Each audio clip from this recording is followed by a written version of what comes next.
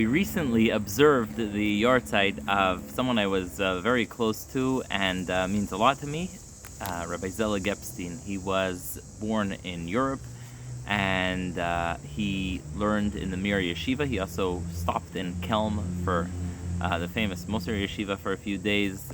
There's a whole discussion for how long he was there. Sorry, a few months. But was he a student there or not? But he definitely was a student of the great Moser Yeshivas in Europe, and he then moved to Toronto. He was one of the lucky ones. Some people who went to the Mir in Shanghai were there for the entire duration of the time. Some people were able to get out in a faster way. He was able to get out with the faster group and go to Toronto, where he was close with Rabbi Yaakov Kamenetsky. In fact, he even got married in Rabbi Yaakov Kamenetsky's living room. He then became a teacher, I think of biology or chemistry in Torah Vadas in the yeshiva, and he needed a job. And they recognized his greatness. Eventually they took him out of the English subjects and brought him in to teach at Torah Vadas. He was married to his wife, who was Rabbi Shimon Shkop's granddaughter. I got to know her as well, not for a very long time, but she was also a very special and fine woman. And then he was in Torah Vadas for a while. He would go off into Camp Or Shraga, and he also then went to on to become a Rosh Yeshiva in a yeshiva opened by Rabbi Shalom Spitz and his son Rabbi Kalman Epstein, and that's where I got to know him. I also had the pleasure of going with him to a camp in the Catskill Mountains called Camp Or Shraga, and I just thought I would share a shiur that I heard him give more than once. I heard him give it in yeshiva in Queens, in Shiur Torah, but also in the Catskill Mountains. And the shiur is on the mitzvah of V'halachta Bidrachav, which is a very much an embodiment of, he was very much an embodiment of this idea. So there's a very famous mitzvah, V'halachta Bidrachav, which means you should walk in Hashem's ways. And so he would quote the Rambam in Hilchos Deos, Perek Aleph Halacha Hey, that says that the mitzvah of V'halachta Bidrachav includes, and he's quoting the Gemara and others, Mahu Chanun Afatah Chanun, just like Hashem is merciful, so too you should be merciful. However, the Rambam adds, besides for Mahu Rachum, just like God is merciful, you should be merciful, etc., he adds two things to the mitzvah of V'halachta Bidrachav. One is he adds Mahu Kadosh Afatah Kadosh, just like Hashem is holy, so too you should be holy. And also he adds that this mitzvah includes walking in the moderate path, always acting in moderation, never too extreme to either direction. Now, so that's what the Rambam says, and so the question is, why did he deviate? Why did the Rambam go in a different path than what it says in the Gemara? The Gemara says that V'halachta Bidrachav is just Mahu Rachum Afatah Rachum, Mahu Chanun Afatah Chanun. He doesn't. The Gemara doesn't include Mahu Kadosh or walking in the middle path. So where does the Rambam get that from? So Rav Zelig went on to explain, citing the Rambam and Moreh Nevuchim, who writes that the mitzvah of, that there's no title really you can relate to God, because God is very non-physical, absolutely non-physical, and above nature. And so any title that you would give to God that's in any terms that we understand is inaccurate, because these are things that are worldly. So, for example, we say all kinds of titles about God. We say Hashem is merciful, compassionate, and the Rambam says that those terms are used only to explain to us how Hashem wants us to walk in Hashem's ways. But it's not that those are absolute terms in the sense that we know them because Hashem is beyond this world. And so the reason we have terms like Rachum, Chanun, etc., it's all to teach us how to act and walk in the ways of Hashem, and his sources from the Sifri. And so again, the question is, why is the Rambam mixing in Mahu Kadosh Afatah Kadosh, and why is and in fact in the Sefer Mitzvahs, when he explains this mitzvah in Asei Chet, he doesn't even include that. Another question on the Rambam counting V'halachta Bidrachav as a mitzvah is what he writes in Shorosh Daled in Sefer HaMitzvahs, which is that we should not count general mitzvahs that say, well, you should keep everything that's here, you should do everything with enthusiasm or whatever it is. That's not something that's individual mitzvah. That's just a characterization of everything that you should be doing. So the question is, why does the Rambam count v'halachta bidrachav, which is a mitzvah that is just supporting other mitzvahs like tzedakah, chesed, etc. We're saying you should be compassionate like God. Well, that's a reinforcement of any number of mitzvahs that really tell us the same idea. And also, you got to wonder why this mitzvah is counted at v'halachta bidrachav, even though it's just reinforcing a general principle, as opposed to kedoshim tiyu, which is also reinforcing a general principle and is not counted as a mitzvah in and of itself. So the Rav Zelig went on to explain based on what it says in the Medrash. The Midrash Rabbah says, kedoshim tiyu, you should be holy, yachol kamoni, you would think maybe you should be as holy as I am.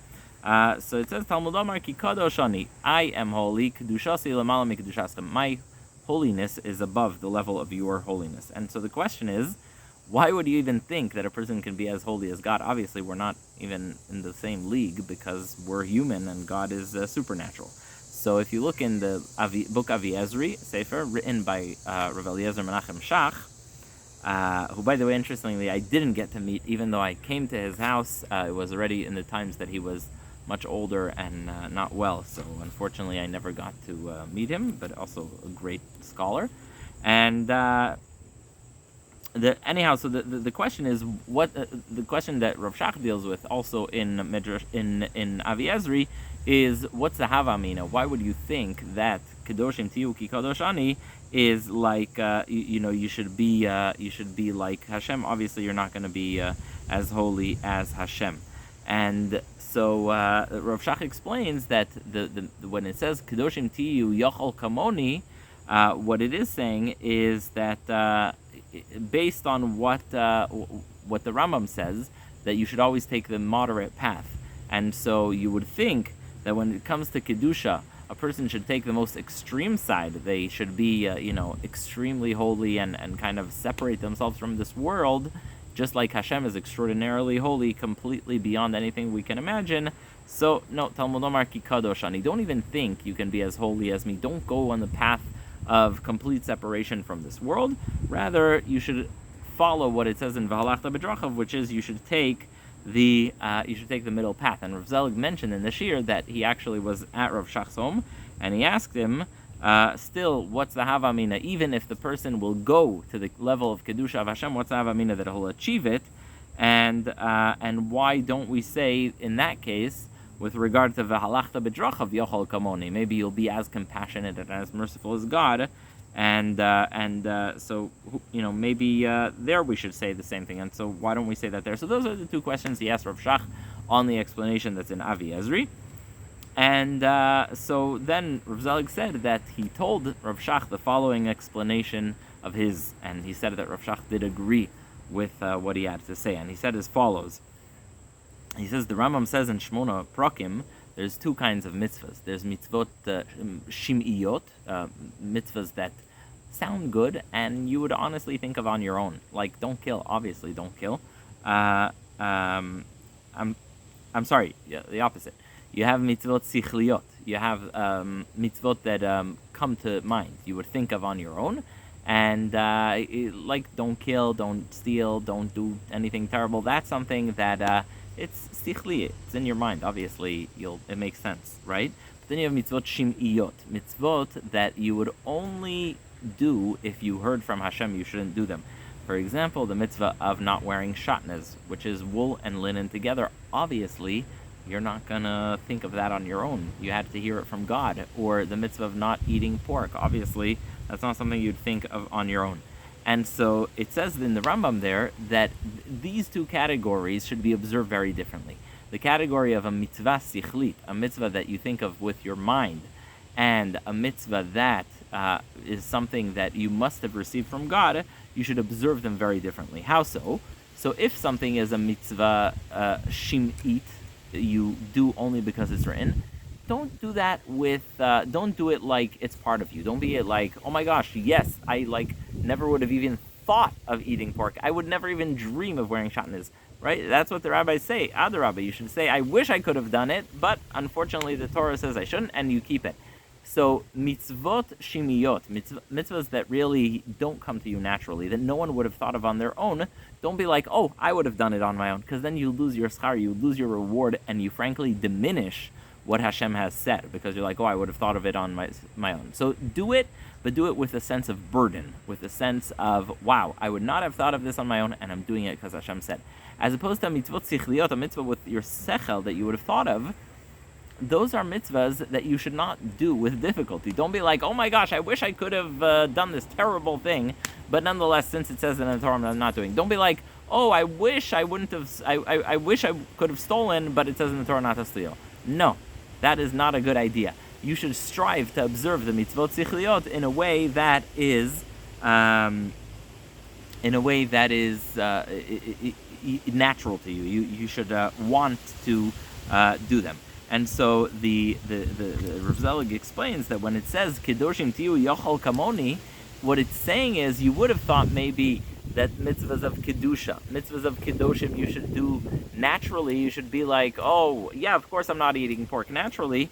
Talmud Lomar Ki Kadosh Ani Kedushasi Lamala Mikdushastim. That is not possible. That you shouldn't do. And as opposed to a mitzvah of like v'halachta bidrachav, no, that's actually something you should strive to do naturally. And he actually cites, Rav Zelig speaks about the Rambam citing the Greek scholars, the Greek philosophers who really speak about that commandment. I'm sorry, not that commandment. The idea of whether a person should be doing good for the sake of good. Should a person do things that are good naturally, or should they do it in a way that's that they have intellectually decided to? Meaning, the Greeks debate who's a better person, someone who does good naturally or someone who does good despite their character. And so Rav Zelig says, in mitzvahs of kedoshim tiyu, in mitzvahs that are mitzvot sichliot, you would have only done because you really. You would have only done because you really are. Because you think about it. That's something you should do naturally. That's something you should do. It should come to you naturally. Don't steal. Don't kill. Just make that your second nature. However, when something is a mitzvah that is shim'it, it's something that is only from Hashem, not wearing shatnez, not eating pork. Then you should adarabah. You should say, oh, I wish I could have done this, but nonetheless, I will not. And therefore, Rav Zelig says, the mitzvah of Kedoshim Tiyu really doesn't include any new mitzvahs because it doesn't want you to go to any extremes. It just wants you to keep it. And so that's the mitzvah of Kedoshim Tiyu, and that's why the Rambam doesn't count it. As opposed to the mitzvah of Alachta Bidrachav, there you have a new mitzvah. There the mitzvah is to make it your second nature. So Kedoshim Tiyu doesn't tell you to do anything that becomes your nature. As opposed to the mitzvah of Alachta Bidrachav, then you should make it your second nature. And the example he gave is, for example, the mitzvah of Hashavas Aveda. The mitzvah of Alachta Bidrachav adds a second level because not only should you do the mitzvah of Hashavas Aveda and return a lost item, but you should make it part of who you are and be enthusiastic to do it on your own. As opposed to the mitzvah of not eating pork, just don't eat pork. That's it. That is the mitzvah, and therefore there's nothing to add. So according to the Rambam, the mitzvah of Alachta Bidrachav also includes the aspect of doing the mitzvah with enthusiasm, making it part of you. A person can return a lost item, do Hashavas Aveda, and be upset about it. They can be like, I don't want to do it. The Alachta Bidrachav tells you, do it in a way of compassion, do it with your heart, and that is something that's going to change the way you do it, and that's why that's why you should do the mitzvah in that way. That's what the mitzvah of Alachta Bidrachav adds. And so when the Rambam adds the Alachta Bidrachav, that's the reason he counts it. That's the reason he makes it part of this mitzvah. And he gives also a very famous mashal that was said by Rav Yisrael Salanter, which is a person comes to a hotel, and it's a very, very expensive hotel. So he goes, Rav Yisrael Salanter famously said that this world is a very expensive hotel. You eat, you drink, but at the end you get a bill. The only way you don't get the bill is if it's a kind of a work expense. You've been doing everything for the sake of your employer, and in that case you don't get a bill. And so when it comes to Alachta Bidrachav, when you do things in this world, everything you do should be l'shem shamayim. Everything you do should be with an intention to do it for Hashem. Whereas when it comes to mitzvahs of bein adam l'chaver, you should really do it to make it part of who you are. So I must say that really Rav Zelig embodied so much of what I just spoke about now: his kedusha, his tahara, his goodness, his openness. Really, everyone who walked in, everyone who called him, everyone who spoke to him, he was ready for them. In Camp Or Shraga, you had young high school students coming and asking him difficult life questions about who their chavrusa should be.